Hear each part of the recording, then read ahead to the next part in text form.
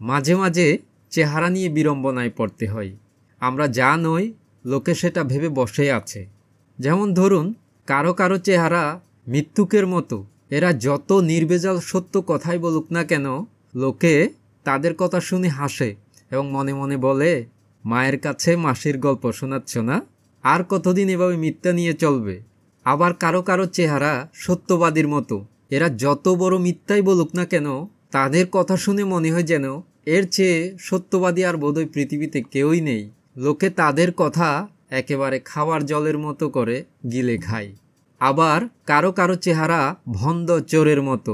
যতই সৎভাবে জীবনযাপন করুক না কেন, লোকে তাদের দেখে মনে করে এ বোধহয় চোর।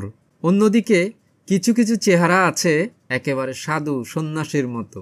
এদের দেখলেই শ্রদ্ধা আসে। যতই এরা ভন্ড হোক না কেন, মানুষ তাদের কাছে মাথা নোয়াতে বাধ্য হয়।